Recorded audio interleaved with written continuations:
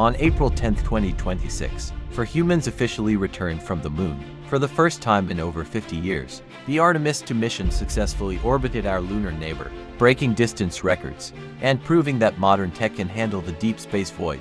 But as the world celebrated the splashdown of Christina Koch and her crew, a familiar corner of the internet started buzzing again. If we just did this with the most advanced computers in history, how on earth did we do it in 1969 with tech less powerful than a modern calculator? Today, we aren't just talking about the Artemis success. We're diving into the moon landing hoax. We're going to look at why millions still believe 1969 was a Hollywood production, the proof they point to, and what the Artemis mission actually tells us about our history in space. First, let's address the elephant in the room. Why did it take 50 years to go back? This is the fuel for most conspiracy theories. Skeptics argue that if we really had the technology in the 60s, a lunar base should have existed by the 80s. But the reality of Artemis II shows us that space isn't just about can we do it or not. It's about the risk and the cost. In 1969, we were in a space race. NASA's budget was nearly 4% of the total US federal budget. Today, it's less than 0.5%. Artemis II just spent 10 days in space testing things Apollo didn't have to worry about. Long-term radiation shielding, high-speed digital communications, and sustainable life support. Seeing how hard Artemis was to pull off in 2026 makes 1969 look like a miracle, or to some, a total lie.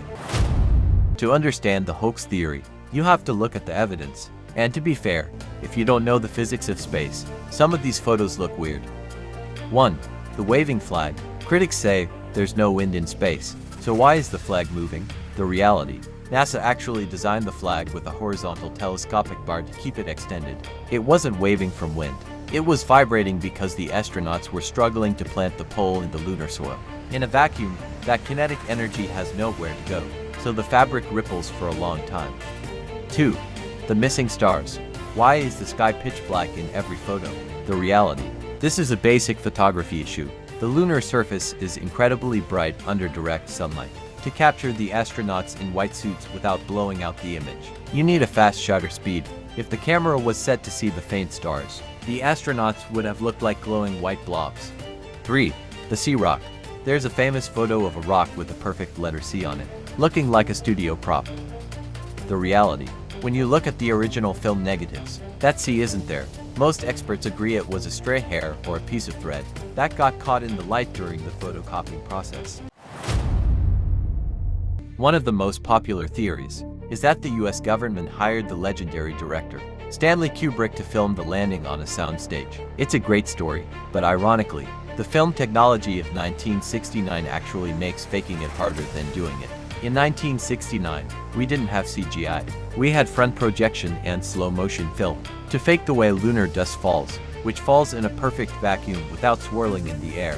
Kubrick would have had to build a massive, airtight vacuum chamber the size of a football stadium, and we simply didn't have the tech to build that set back then. But we did have the physics to build a rocket.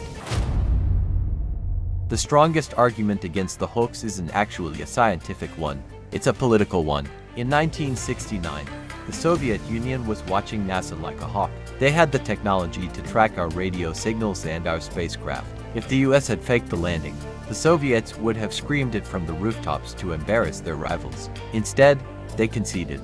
And for the skeptics who want visual proof today, since 2009, the Lunar Reconnaissance Orbiter has been orbiting the moon. It has taken high-res photos of the Apollo 11, 14, and 17 sites. You can literally see the lunar lander bases and the tracks left by the astronauts' boots. They are still there, undisturbed, waiting for the Artemis III crew to walk past them in a few years. But why does the Artemis missions matter? Well, whether you believe it was a giant leap for mankind or a giant lie for the cameras, the Artemis missions are ending the debate. We are going back, not for a race, but to stay. Now, tell me, what do you think? Does the success of Artemis II make you more or less likely to believe the 1969 mission? Let me know in the comments, and don't forget to like and subscribe for more deep dives into the stories that shape our world. See you in the next one.